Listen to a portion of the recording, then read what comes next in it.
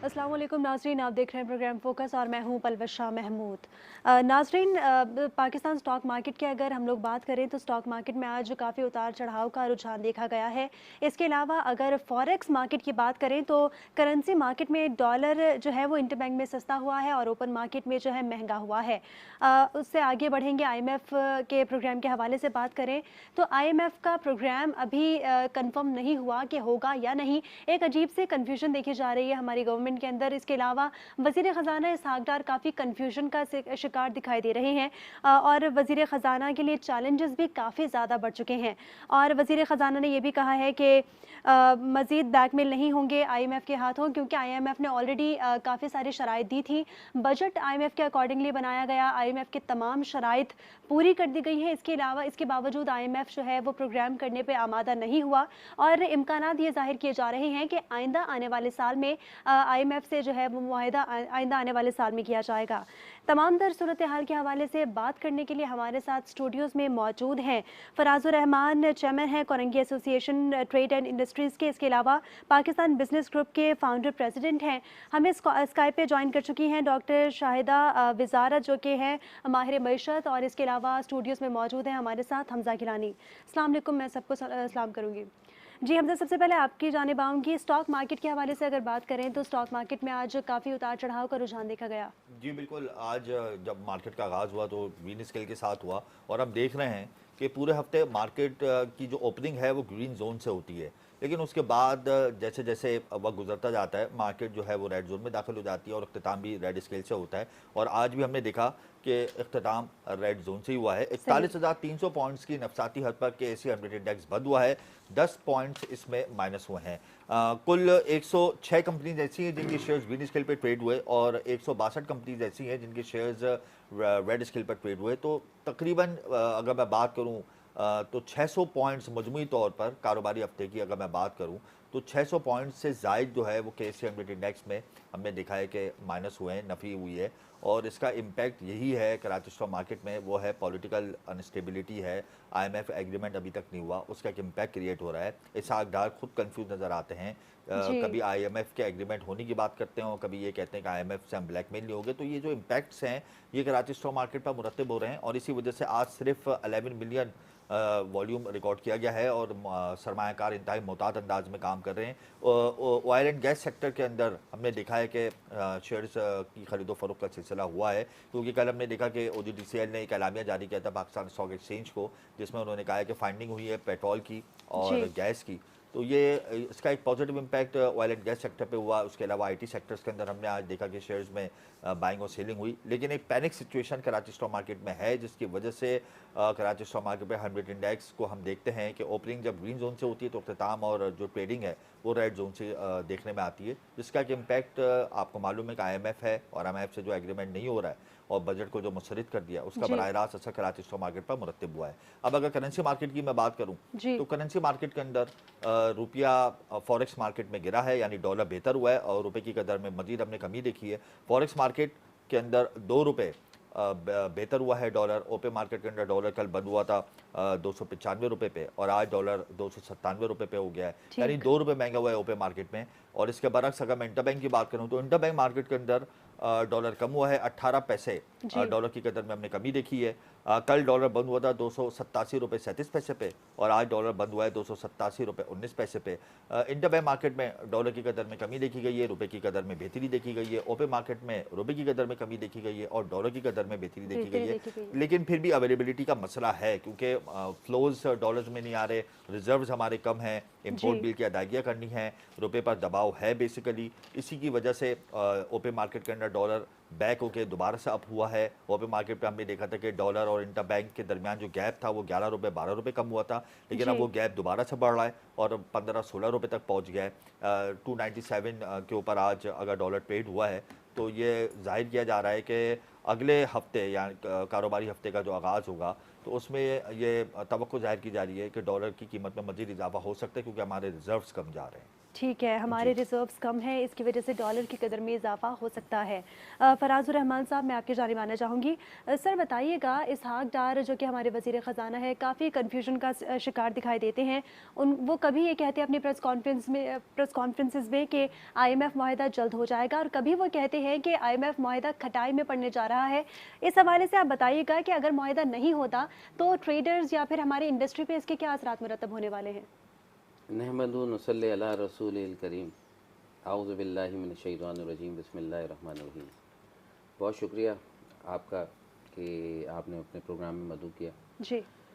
सबसे पहले तो इसहाक डार साहब के सवाल से जुड़े कुछ सवालात हैं जिन पे मैं रोशनी डालने की कोशिश करूँगा कि इसहाक डार साहब से पहले मिफ्ता इस्माइल साहब थे, उन्होंने भी बड़े बड़े दावे किए। इसहाक डार साहब ने बड़े बड़े दावे किए, मगर उन तमाम दावों का जमात कौन सी थी? एक ही जमात ने दावे की, एक ही जमात के जो है वो लोग थे, और पूरे इनको एक सफिशेंट टेन्योर मिला कि जिस टेन्योर के अंदर इन्होंने मुंह मांगी महंगाई की, जो उन्होंने करना था वो उन्होंने किया, और करने के बाद भी अगर वो कहते हैं कि जी IMF से हमारा जो है वो कोई मुआहदा नहीं हो सकता और आज हम फिर फेल हो गए हैं, तो इसका मतलब ये है कि जो फेलियर होते हैं वो ब्लैक लिस्टेड होते हैं। सही। तो यहाँ मेरी जो बार बार मेरी गुजारिश थी, मैंने शहबाज शरीफ साहब को भी, मैंने इसहाक डार साहब को भी मुस्तकिल लेटर लिखे, और मैंने उनको मुख्तलिफ़ फोरम से मैंने उनको बार बार कहा कि जी आप बात करें चार्टर्ड ऑफ इकनॉमी की। सबसे पहले ये अपनी सिमत सही करनी बहुत ज़रूरी है। जब तक सिमत सही नहीं होगी, जब तक मैं नहीं समझता कि हम जो है वो सही एंगल में जा सकते हैं। बिल्कुल इसी तरीके से जैसे किसी बिल्डिंग की फाउंडेशन ही टेढ़ी हो और आप आगे सोचेंगे कि वो बिल्डिंग सीधी हो जाएगी, तो बिल्कुल नामुमकिन सी बात है, बिल्डिंग सीधी नहीं बन सकती। तो लिहाजा सबसे पहले तमाम काम छोड़ के चार्टर्ड ऑफ इकनॉमी पे बात करनी चाहिए। और ये बजट भी सिर्फ फ़कत सियासी बजट है। बजट उस वक्त कामयाब होता है कि बजट में अगर एक चीज़ पे रिलैक्सेशन दी है तो कंसिस्टेंसी के साथ रिलैक्सेशन दी जाए, बिजनेस इन्वायरमेंट पैदा की जाए, ऐसी इकोनॉमिक हालात पैदा किए जाए with law and order situation कि जो है आपका मुल्क जो है वो तरक्की कर सके और फॉरेन डायरेक्ट इन्वेस्टमेंट अट्रैक्ट हो सके। ठीक है, ठीक है। शाहिदा साहिबा, आपकी जानिब आना चाहूँगी। बताइएगा, आप माहिर मईशत हैं, आप मईशत को बहुत बेहतरीन तरीके से देखती हैं। बताइएगा, मुल्क की जो करंट सिचुएशन चल रही है, वज़ीर ख़जाना काफ़ी कंफ्यूज नज़र आ रहे हैं। कन्फ्यूजन का शिकार किस चीज़ में है? क्या मामलात हैं जो IMF से मुआहदा नहीं होने दे रहे? देखिए, आम तौर पे ये होता है कि कोई भी मुल्क जो IMF से मुआहदा करता है तो वो उसकी एक तो IMF कंडीशनैलिटीज देता है और दूसरे वो ट्रांच उसके बदले में ट्रांच ऑफर करता है। और ये साथ ही साथ चलता रहता है।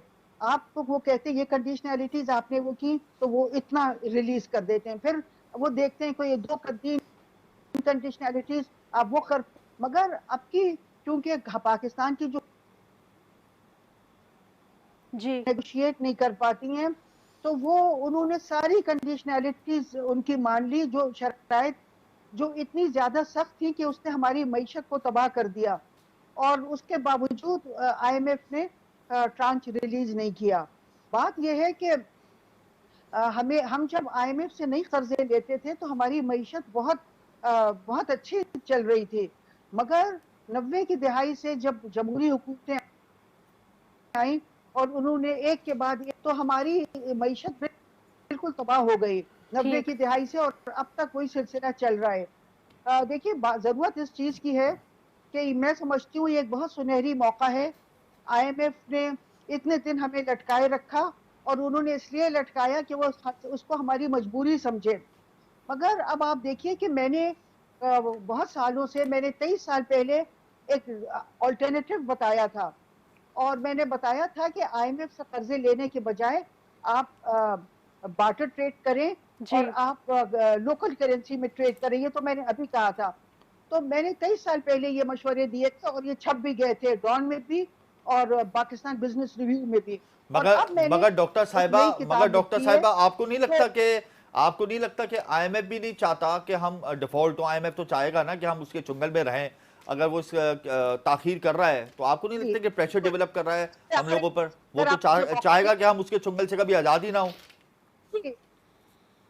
मैं अभी इसी पे आ रही थी, अगर आप मुझे थोड़ा टाइम दें तो देखिए ये होता रहा, मगर जब पाकिस्तान ने देखा कि जब अब अमेरिका ने देखा कि अब वाकई पाकिस्तान IMF के चुंगल से निकल रहा है, तो उन्होंने अमेरिका की वो जो फेडरल रिजर्व की हेड थी, चेयरपर्सन, उनका बयान आया कि हमें कोई एतराज नहीं है पाकिस्तान का, और आया तो वो समझ रहे हैं कि अब मैंने इस किताब में जो मशवरे दिए थे जी और जो 23 साल पहले मैंने मशवरे दिए थे, आहिस्ता आहिस्ता अब गवर्नमेंट उनको अपना रही है।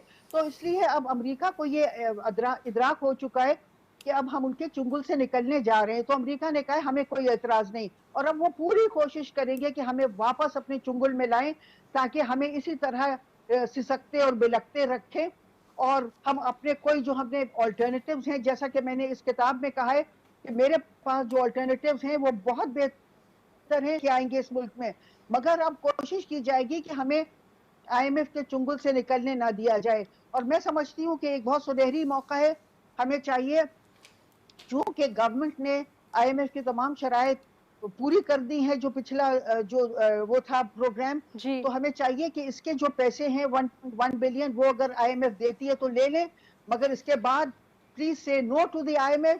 हम इस मुल्क की मईशत को इस तरह तबाह होते नहीं देख सकते, मगर क्योंकि अगर हम डॉक्टर साहिबा ये बता दें, क्या हमारे अंदर इतनी एहलियत है कि हम अपनी लाइन खुद ड्रॉ कर सकते हैं IMF के बगैर? आप समझती हैं कि हमारे अंदर इतना पोटेंशियल है? जी, बहुत ज्यादा बेहतर कर सकते हैं हम।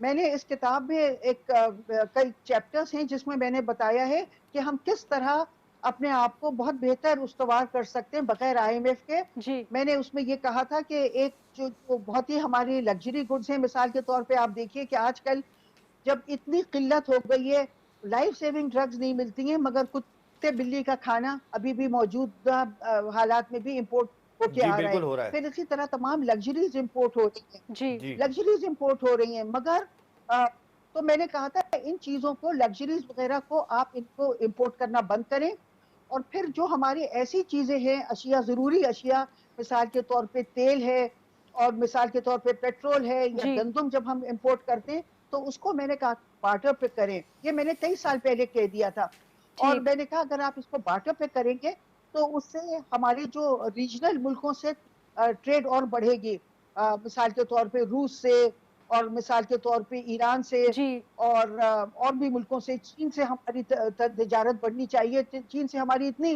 गहरी दोस्ती है, मगर हमारी तिजारत का जो हजम है बहुत कम है। तो ठीक है। इसलिए मैंने बार्टर इसमें ट्रेड का बहुत और सिलसिला शुरू हो चुका है शाहिदा साहिबा, बार्टर ट्रेड का सिलसिला शुरू हो चुका है इस वक्त। हमारे साथ रहिए, वक्त हुआ एक ब्रेक का। ब्रेक के बाद भी इसी हवाले से गुफ्तगू जारी रहेगी कि IMF का मुआहदा होगा या नहीं। वजीर ख़जाना काफ़ी इस वक्त जो है वो दबाव का शिकार है और उन पर चैलेंजेस मजीद बढ़ चुके हैं। IMF मुआहदा होना कितना ज़रूरी है, प्रोग्राम में गुफ्तगू का सिलसिला जारी रहेगा। वक्त हुआ एक ब्रेक का।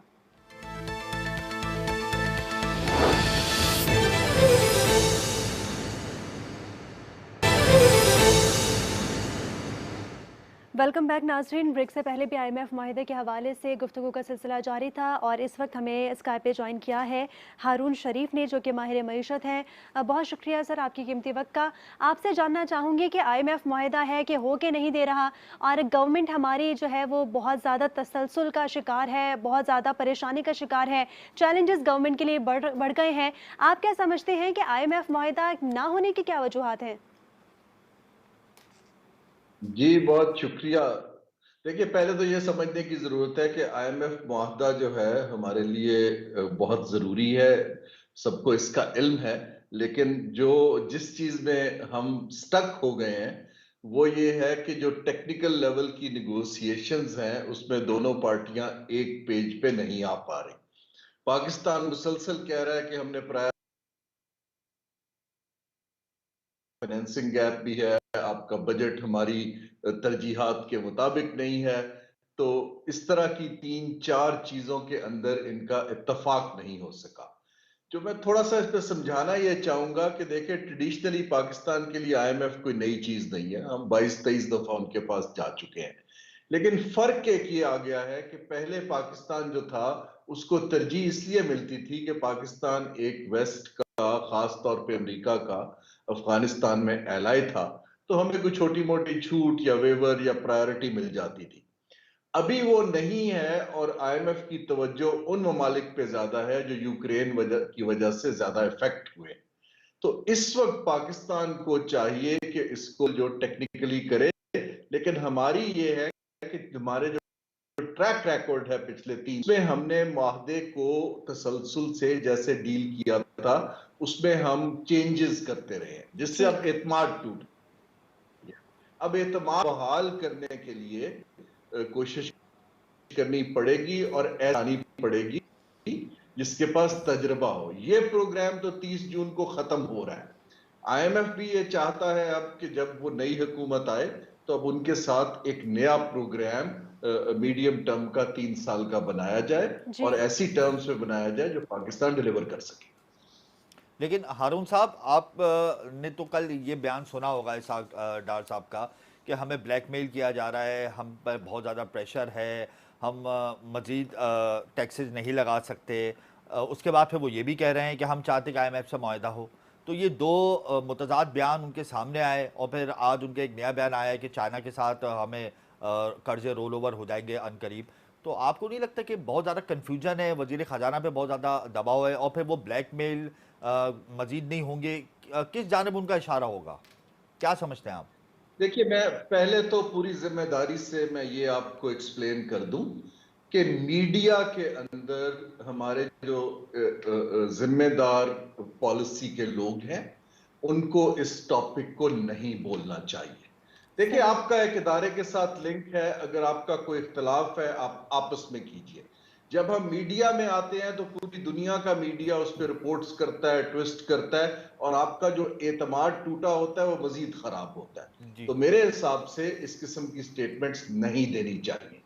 दूसरी चीज ये है कि वो जो कंफ्यूजन की आप बात कर रहे हैं, मेरे हिसाब से वो कंफ्यूजन से ज्यादा फ्रस्ट्रेशन है जी, क्योंकि ये एक चीज ये एक्सपेक्ट कर रहे थे कि बहुत पहले हो जाएगी, नहीं हुई। 2-3 चीजें देखिए, हमें बिल्कुल टेक्निकल, मैं कोई 30-35 साल से इंटरनेशनल इदारों के साथ काम करता रहा हूं। देखिए, जब तक आप उनको टेक्निकली सेटिस्फाई नहीं करेंगे तब तक वो आगे जब बोर्ड में चला जाता है तो फिर तो शेयर होल्डर इन्फ्लुएंस कर सकता है।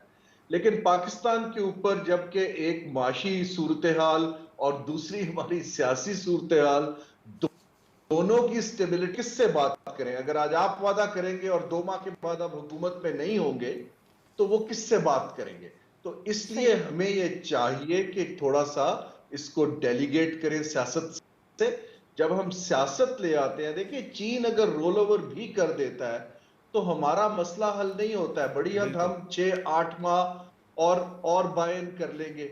हमारा जो इस वक्त कर्ज की अदायगी है, हम एक डेट स्ट्रेस के अंदर है।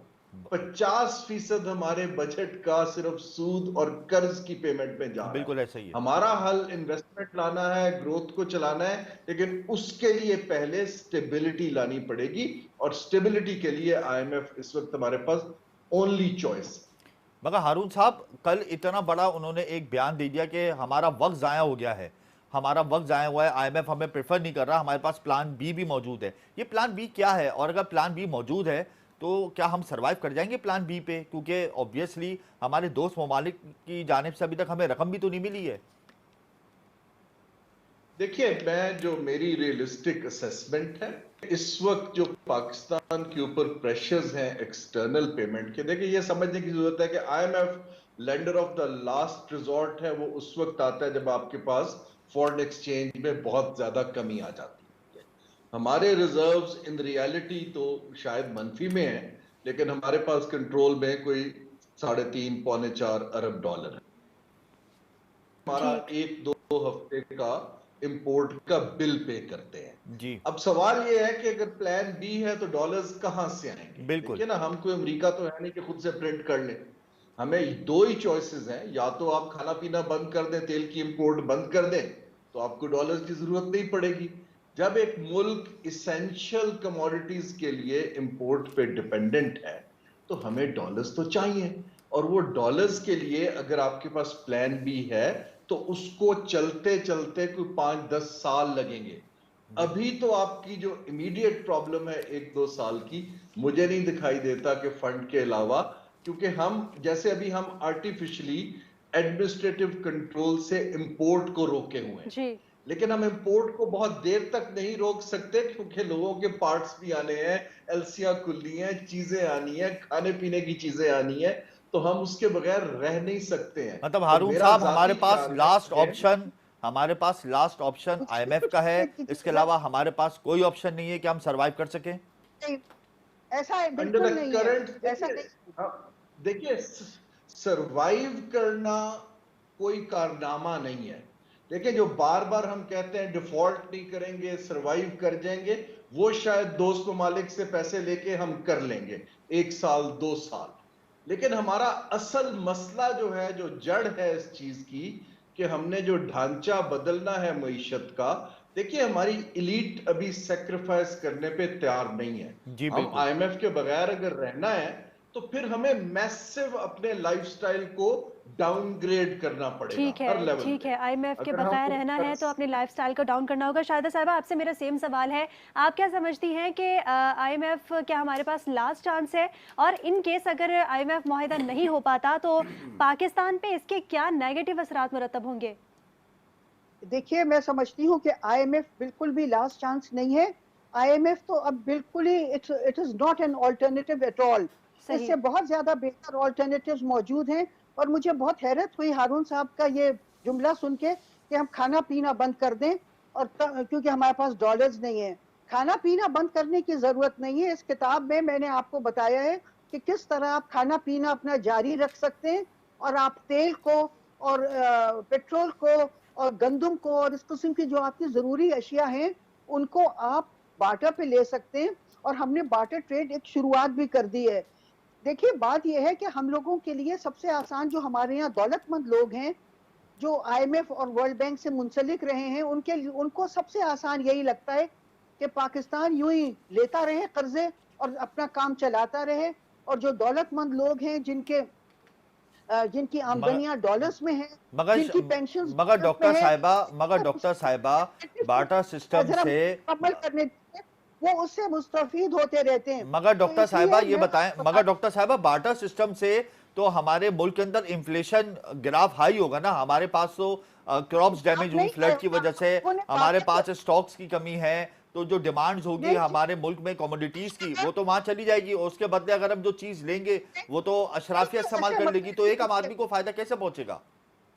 नहीं जी, ऐसे कोई भी स्ट्रेटेजी तो मसले नहीं नहीं है हमारे होंगे पास जिनका कोई। आपको, जरा मैं मुझे मुकम्मल कर लेने दीजिए। आपने उसको ट्राई नहीं किया है, मगर आप उसको बगैर आजमाए हुए रिजेक्ट करना चाहते हैं, क्योंकि हम लोगों का माइंडसेट जो है, हमारा सारी जो पॉलिसीज हैं वो वही लोग बनाते हैं जो आईएमएफ और वर्ल्ड बैंक में मुलाजमतें कर चुके हैं या जो कर रहे हैं मौजूदा। ये माइंडसेट तब्दील करने की बात है। देखिए, हम लोग कब तक इन उमरा और अमीर लोगों की तय्युशात को के वजह से मुल्क को महकूम बनाते रहेंगे? जरूरत इस चीज की है कि हम ये जो दौलतमंद लोग हैं, इनको अब अपने लाइफस्टाइल्स को वो करना होगा। अगर हम अफोर्ड नहीं कर सकते, हमारे पास डॉलर्स नहीं है, तो हम उनकी तय्युशात को इंपोर्ट नहीं कर सकते।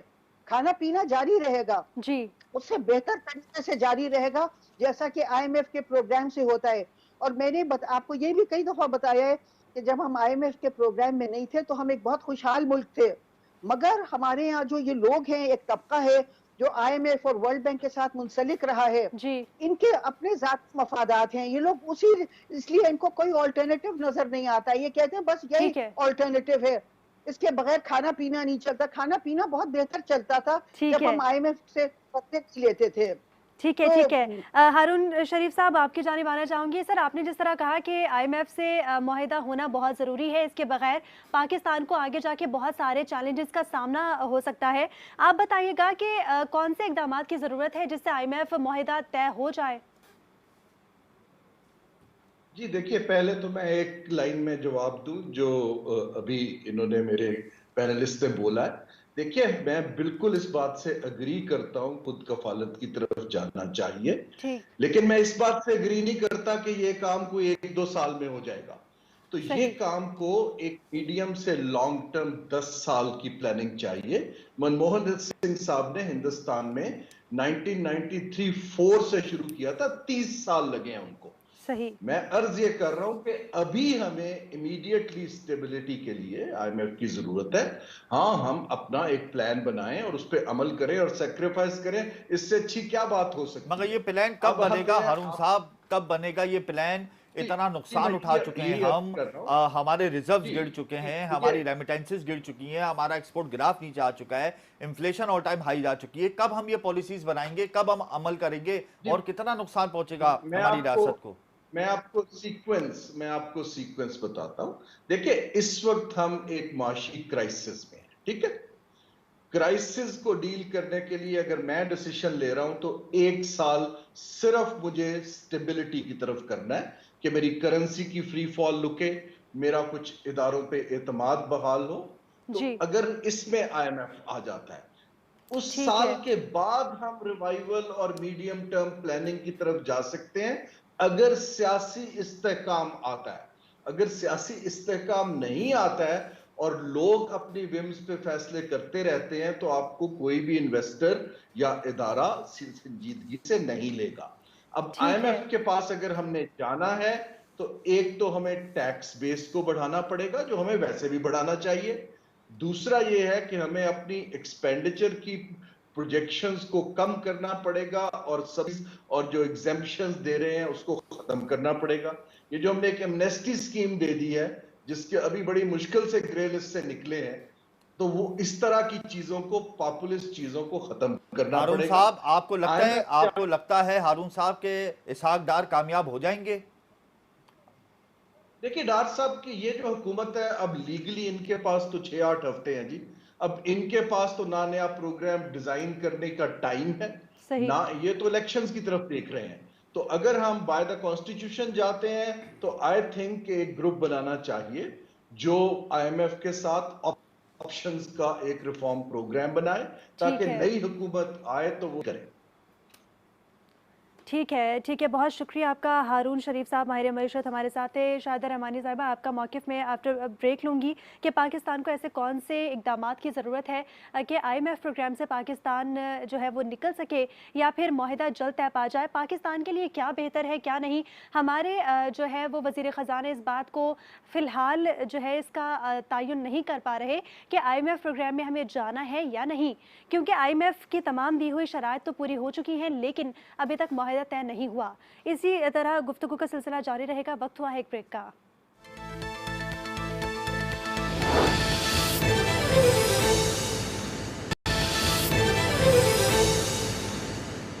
वेलकम बैक नाजरीन। प्रोग्राम में गुफ्तगू का सिलसिला जारी था। आईएमएफ माहिदे के हवाले से स्काइप पे हमारे साथ मौजूद हैं डॉक्टर शाहिदा वज़ारत, माहिर मईशत हैं, और स्टूडियोज़ में हमारे साथ मौजूद हैं Farazur Rahman, Korangi association trade and industries के चेयरमैन हैं। आपकी तरफ आना चाहूँगी फराज साहब, बताइएगा कि आईएमएफ माहिदा हो के नहीं दे रहा, इस तमाम तरह सूरत हाल पाकिस्तान में जितनी भी गहमा गहमी चल रही है, ट्रेड एंड इंडस्ट्री पे हमारी कितना इसका असरात मुरतब होगा? बहुत शुक्रिया। आपकी ब्रेक से पहले शाहिदा वज़ारत साहिबा और हारून साहब जो है वो गुफ्तगू कर रहे थे कि जी। हम आईएमएफ के बगैर हमारा सर्वाइवल है कि नहीं। बात ये है कि हारून साहब अपनी जगह सही थे, शाहिदा बाजी अपनी जगह सही थी, मगर सबसे बड़ा जो मसला है वो ये है कि जब तक हम अपने पैरों पे खड़े नहीं होंगे, हम इसी तरीके से अहकामात मानते रहेंगे। हमारे साथ सबसे बड़ा जो मसला है और अलमिया है वो ये है कि हमें सियासी मईशत दानों से वास्ता पड़ता है, जो सिर्फ बजट भी पेश करते हैं तो सियासत के लिए, और ये बजट जो पेश किया है ये सियासी बजट है।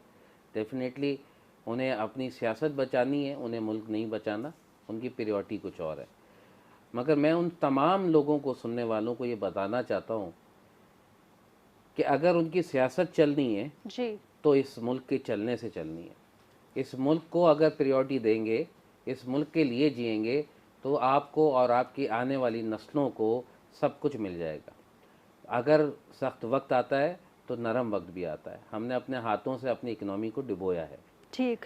यहाँ में आपने कहा कि ट्रेड और इकनॉमी इसको किस तरह से देखती है। ट्रेड और इकनॉमी फ्रस्ट्रेट है। बात यह है कि हम पिछले 75 साल से इग्नोर होते चले जा रहे हैं। हमारे ऊपर इसी किस्म के सियासी मईशतदानों को मुसल्लत कर दिया जाता है, जिनसे टाइम लेने के लिए हमें हफ्तों लगते हैं और मिलने के लिए वो ऐसे मिलते हैं जैसे हम गुलाम और वो आका है।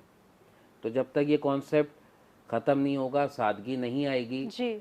और सादगी के साथ मामलात को लेके नहीं चला जाएगा, जब तक मैं नहीं समझता कि पाकिस्तान की इकनॉमी प्लस ओवरऑल सिचुएशन बेहतर हो सकती मगर है। फराज साहब ये बताएं कि हम अपनी लाइन ड्रॉ कर सकते हैं आईएमएफ के बगैर? क्या हम इस पोजीशन में हैं कि हम जंगी बुनियादों पर स्टेप्स उठा लें और अपनी मईशत को बेहतर कर लें? बहुत खूबसूरत सवाल किया आपने। मुझे ये बताएं, अभी कौन सा मुल्क डिफ़ॉल्ट हुआ था? श्रीलंका। क्या पोजीशन अब उसकी? श्रीलंका की करेंसी हमसे बेहतर है, श्रीलंका की पोजीशन इस वक्त बेहतर जा रही है हमसे, लेकिन देखें उन्होंने फौरी तौर पे पॉलिसी बना ली। एक कौम है हमारे अंदर, हम तो एक हुजूम के शक्ल इख्तियार रखते हम हैं ना, हमारे हुजूम पास। है, वो कौम बिल्कुल। है ना। अच्छा, अब मैं आपको बताऊं कि श्रीलंका ने तस्लीम कर लिया कि वो डिफ़ॉल्ट हो गए, हुकूमत चली गई, थोड़ा बहुत इंतशार फैला, महंगाई बढ़ गई, मगर एक्सेप्ट कर लिया। ठीक। श्रीलंका और पाकिस्तान की डायनेमिक्स में कितनी बड़ी चेंज है। श्रीलंका किस इकनॉमी पे डिपेंड करता है और पाकिस्तान के पास क्या क्या वसाइल है? अनगिनत वसाइल है हमारे मुल्क अनगिनत में। वसाइल। अगर पाकिस्तान आज अपने ऊपर डिपेंडेंट करना शुरू कर दे कि जी हमने सिर्फ और सिर्फ मेड इन पाकिस्तान का एक स्लोगन बना के हम चलना शुरू हो जाएं, तो क्या पाकिस्तान तरक्की नहीं कर जाएगा? पाकिस्तान की तमाम बंद ठीक है। इंडस्ट्री नहीं खुल जाएंगी? ठीक है। बात यह है कि हम अपने लोकल जो हमारे अतराफ में जो मुल्क हैं उनके साथ ट्रेड शुरू करेंगे। ठीक है, तो अतराफ के बार्टर मुल्कों के ट्रेड तो साथ अपनी जगह है। जी। बार्टर ट्रेड का जो कॉन्सेप्ट जनाब हारून साहब ने लिया, वो ये लिया कि दाल दी दाल ले ली या सब्जी ले ली, ऐसा नहीं है। बात यह है कि बार्टर ट्रेड में भी प्रॉफिट्स होते हैं। ठीक। बार्टर ट्रेड का तरीक़ेकार ये होता है कि जी आपने वहाँ से जो चीज़ें यानी केमिकल और तमाम चीज़ें मंगवानी है वो आप जी। वहाँ से मंगवाएंगे, जो चीज़ें आपको चाहिए वो आप ठीक है, ठीक है फराजुर रहमान साहब। ठीक है, शाहिदा साहिबा आपकी जानिब आना चाहूँगी, आपका मौक़िफ़ जानना चाहूँगी। आईएमएफ प्रोग्राम से निकलने के बाद किन इक़दामात की ज़रूरत है कि पाकिस्तान आगे बहुत आसानी से जो है वो सर्वाइव कर सके? देखिए, मैं ये कहना चाहूँगी कि ऐसा बिल्कुल दुरुस्त नहीं है कि ये जो अल्टरनेटिव्स हैं, ये कोई लॉन्ग टर्म के लिए 20 साल के बाद के लिए हैं और जी। अभी इमीडिएट उसमें हम आईएमएफ की ज़रूरत है, ऐसा बिल्कुल नहीं है। मैंने अपने जो अल्टरनेटिव दिया है, इसमें short term, medium term and long term alternatives दिए हुए हैं। ठीक। शॉर्ट टर्म में आप कर सकते हैं, शॉर्ट टर्म में आप लग्जरीज की जो इंपोर्ट है उनको बंद कर दें। शॉर्ट सही। टर्म में आप ये करें कि आप बार्टर ट्रेड शुरू कर दें। इसी तरह मीडियम टर्म स्ट्रेटजीज हैं, लॉन्ग टर्म स्ट्रेटजीज हैं। Medium term and long term में ये है कि आप ऑल्टरनेटिव मार्केट्स ढूंढें, आप ऑल्टरनेटिव एक्सपोर्ट्स तलाश करें।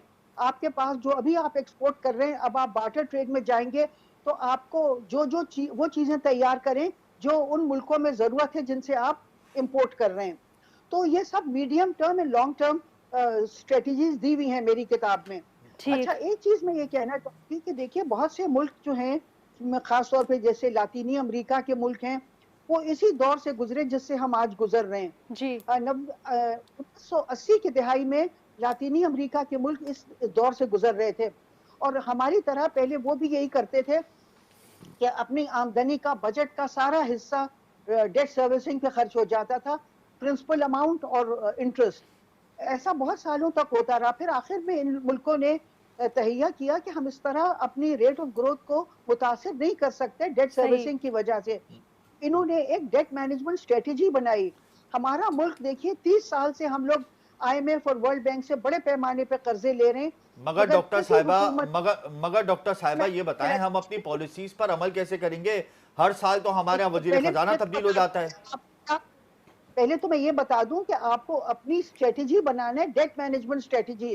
स्ट्रेटेजी पे हम अमल कैसे करेंगे डॉक्टर साहिबा? हर साल हमारे मुल्क में वजीर खजाना तब्दील हो जाता है। जी, तो जाहिर है जब आपके मुल्क में मईशत बेहतर होगी तो उसी वजह से फिर आपकी स्टेबिलिटी भी आएगी। आप देखिए कि मैंने इस पे भी एक तहकीक की है कि जब जो मुल्क बड़े पैमाने पे आईएमएफ से और वर्ल्ड बैंक से कर्जे लेते हैं जी। तो वहां फिर ये डेट क्राइसिस बनता है। डेट क्राइसिस की वजह से फिर ग्रोथ क्राइसिस आता है, फिर डिस्ट्रीब्यूशनल क्राइसिस आता है, डेवलपमेंट क्राइसिस आता है। सोशल क्राइसिस आता है, जराइम बढ़ते हैं और फिर आखिर में पॉलिटिकल क्राइसिस भी आता है। सही। तो आप अपने मदर क्राइसिस को हैंडल करें जो डेट क्राइसिस है, और ठीक डेट है। क्राइसिस के को हैंडल करके फिर आपके सारे जो क्राइसिस हैं वो भी मैनेज हो जाएंगे। आपको शुरुआत कहीं से करना है और आपको शुरुआत करना होगी डेट मैनेजमेंट से। आप अपनी डेट मैनेजमेंट स्ट्रेटेजी बनाएं ठीक और है, उससे ठीक है। आप ये देखें कि आप अपनी आमदनी का सारा हिस्सा डेट सर्विसिंग में नहीं गंवा देंगे। आप कुछ उसका जी। हिस्सा मख्तस करेंगे, जैसे लातीनी अमेरिका के मुल्कों ने किया कि उन्होंने कहा कि हम 10 साल तक ठीक कोई है। डेट सर्विसिंग नहीं किए, इसके बाद हम थोड़े छोटे अमाउंट्स किए और उसके बाद उन्होंने कहा कि हम अपनी मैन्युफैक्चर्ड एक्सपोर्ट्स बढ़ाएंगे और मैन्युफैक्चर्ड एक्सपोर्ट्स का 10% मख्तस कर दिया डेट ठीक है, सर्विसिंग के पाकिस्तान लिए। की तो मईशत सब को कुछ बेहतर करने के लिए, बेहतरी के लिए लॉन्ग टर्म पॉलिसीज़ की ज़रूरत है। IMF मुआहिदा होगा या नहीं, इस हवाले से भी प्लान अभी जो है वो कंफर्म नहीं हुआ। वज़ीर ख़जाना कन्फ्यूज़ नज़र आते हैं। बहुत शुक्रिया आपके टाइम का। शाहिदा वज़ारत साहबा माहिर मईशत हैं, इसके अलावा फराजुर रहमान चमन काटी हैं, आपका भी बहुत शुक्रिया, आपने अपना कीमती वक्त दिया। और हमज़ा गिलानी, आपका भी शुक्रिया। नाज़रीन, IMF प्रोग्राम के हवाले से बड़ी कन्फ्यूजन नज़र आ रही है। वज़ीर ख़जाना कभी अपनी प्रेस कॉन्फ्रेंस में ये कहते हैं कि IMF प्रोग्राम जल्द हो जाएगा, और कभी ये कहते हैं कि IMF ने हमें जो है वो अपने चुंगल से नहीं निकलने दे रहा और IMF प्रोग्राम नहीं होगा। अभी इस हवाले से कोई जो है फिक्स प्लान मुरतब नहीं किया गया कि IMF प्लान अगर नहीं होता तो पाकिस्तान के आगे क्या इक़दाम होंगे पाकिस्तान की मईशत की बेहतरी के लिए, और अगर IMF प्लान हो जाता है तो पाकिस्तान आगे किस तरह बढ़ेगा। इन तमाम तर जो सूरत हाल है इन पर आवाम बड़ी गहरी जो है दिलचस्पी रखती है और आवाम की बड़ी गहरी नज़र है। अब देखना ये होगा आइंदा आने वाले दिनों में कि प्लान IMF के साथ जो मुआहिदा है वो हो जाएगा या नहीं। इसी के साथ ही मुझे और मेरी पूरी टीम को इजाज़त दीजिए। अल्लाह हाफ़िज़।